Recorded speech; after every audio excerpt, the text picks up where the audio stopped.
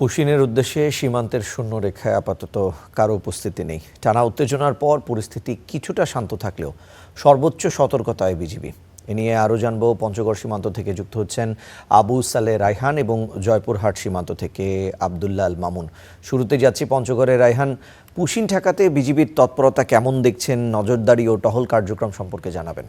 জি, উত্তরের জেলা পঞ্চগড়ে কিন্তু গত এক মাস ধরেই সীমান্ত সুরক্ষার জন্য বিজিবির তৎপরতা কিন্তু দ্বিগুণ বাড়ানো হয়েছে। সেই সাথে বাড়তি সদস্যরা কিন্তু মোতায়েন রয়েছেন, তারা নিয়মিত টহল দিচ্ছেন। গতকালের মতো আজকেও ভোর থেকেই কিন্তু বৃষ্টি হচ্ছে। সেই বৃষ্টি উপেক্ষা করেই পঞ্চগড়ের বিভিন্ন সীমান্তে কিন্তু বিজিবির সদস্যরা তাদের টহল জোরদার করছেন এবং তারা সীমান্ত এলাকায় পুশিন ঠেকাতে স্থানীয়দেরকে সাথে নিয়ে তারা কাজ করে যাচ্ছেন। এ মুহূর্তে কিন্তু পঞ্চগড়ের মিরগ সীমান্ত এলাকায় বৃষ্টি শুরু হয়েছে। এই বৃষ্টির উপেক্ষা করে তারা সীমান্ত এলাকায় তৎপর রয়েছেন, সীমান্তে নজরদারি বৃদ্ধি করেছেন এবং তারা বলছেন যে সীমান্তে কোনো ধরনের পুশিন, অবৈধ চোরাচালান, মাদক সহ যে কোনো ধরনের অপকর্ম ঠেকানোর জন্য তারা তৎপর রয়েছেন এবং স্থানীয়রাও কিন্তু এই বিজিবিকে পুশিন সহ অপরাধ দমনে কিন্তু সহায়তা করছেন। আমরা দেখেছি গত কয়েকদিন ধরেই এই সীমান্ত এলাকাতেই বিজিবির সাথে স্থানীয় মানুষজন বাঁশি, টর্চ লাইট সহ বিভিন্নভাবে কিন্তু তারা এই রাত দিন পাহারা দিচ্ছেন এবং স্থানীয়রা নিয়মিতভাবে তাদেরকে সহযোগিতা করছেন। সীমান্তে বর্তমানে যদিও গত 24 ঘন্টায় কোনো পুশিনের ঘটনা ঘটেনি, তবে এখন পর্যন্ত বিজিবির পক্ষ থেকে তৎপরতা সোচ্চার রয়েছে এবং তারা সীমান্ত এলাকায় নিয়মিত টহল সেটি আরো বাড়িয়েছেন। আমরা পঞ্চগড়ের সীমান্তের বিষয়টি যদি বলে রাখি, এই সীমান্তে প্রায় কিন্তু 270 কিলোমিটারের কাছাকাছি সীমান্ত। এতে Panchagarh 18 BGB battalion, Nilphamari 56 BGB battalion এবং ঠাকুরগাঁও 50 বিজিবি ব্যাটালিয়ন দায়িত্ব পালন করে থাকে। এই পুরো সীমান্ত এলাকাকে সুরক্ষিত করার জন্যই কিন্তু বৃষ্টির মাঝেই তারা এই পুশিন সহ সীমান্ত সুরক্ষায় তারা কাজ করে যাচ্ছেন। তো পঞ্চগড়ের সীমান্ত থেকে এই ছিল আমার কাছ থেকে সর্বশেষ খবর। রায়ন, আপনাকে ধন্যবাদ। আমরা পঞ্চগড়ের সীমান্তের পরিস্থিতি জানছিলাম। এই পর্যায়ে আমাদের সঙ্গে যুক্ত আছেন জয়পুরহাট থেকে সহকর্মী মামুন।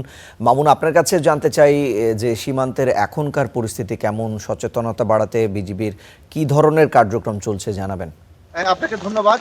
আমি এই মুহূর্তে জয়পুরহাটের সীমান্তের কাছাকাছি রয়েছি। এখানে কিন্তু জয়পুরহাটের যে সীমান্ত এলাকাটি রয়েছে সেই সীমান্তে কিন্তু এখন পর্যন্ত আমরা পুশিনের কোনো খবর পাইনি। তবে জয়পুরহাটের যে 26 কিলোমিটার সীমানা রয়েছে এই সীমান্তে কিন্তু দুটি ব্যাটালিয়ান দেখভাল করে। বিশেষ করে আমরা দেখেছি যে জয়পুরহাট 20 বিজিবি এবং নওগাঁর পত্নীতলা 14 বিজিবি, এই দুটি ব্যাটালিয়নের আন্ডারে কিন্তু এই জয়পুরহাটের যে 26 কিলোমিটার সীমান্ত রয়েছে সেটি দেখভাল করা হয়। আমরা গত কয়েকদিন ধরেই সীমান্ত এলাকায় রয়েছি এবং সীমান্তের মানুষের সাথে কথা বলছি, বিজিবির সাথে কথা বলছি। তারা কিন্তু খুবই সতর্ক অবস্থানে রয়েছেন এবং সীমান্তের যারা মানুষ রয়েছে তারাও কিন্তু বিজিবির সাথে খুবই সতর্ক অবস্থানে থেকে তারা কিন্তু বিজিবির কথা মতো তারা এই যে সীমান্ত এলাকা রয়েছে সেটি কিন্তু পাহারা দিচ্ছেন।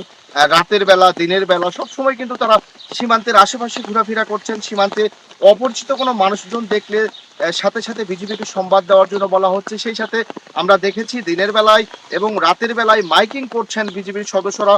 এবং এই যে সীমান্ত এলাকা যেটি আমাদের জয়পুরহাট 281, 47 এবং 48 নম্বর পিলার রয়েছে, সেই পিলারের জায়গাটিতে কাঁটাতারের বেড়া নিয়ে কিন্তু মাঝে মধ্যেই ঝামেলা তৈরি হয়। তারপর থেকে কিন্তু স্থানীয়রা একটু আতঙ্কের মধ্যেই থাকেন এবং আমি দেখেছি যে এখানকার যারা বিজিবির সদস্যরা রয়েছে তারা কিন্তু সবসময় গ্রামবাসীকে নিয়েই কিন্তু তারা সীমান্তে চলাফেরা করছেন। এবং আমি এখানকার বিজিবির যিনি অধিনায়ক রয়েছেন তার সাথেও কথা বলেছি। তিনি যেটি বলছেন যে সীমান্ত রক্ষায় সবসময় বিজিবি সতর্ক অবস্থানে রয়েছেন।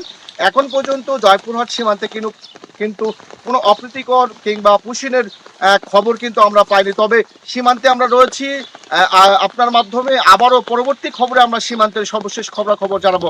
এই ছিল এখনকার মতো জয়পুরহাটের সীমান্তের সর্বশেষ খবর। মামুন, আপনাকে ধন্যবাদ। দর্শক, আমরা জয়পুরহাটের সীমান্ত পরিস্থিতি জানছিলাম সহকর্মী মামুনের মাধ্যমে।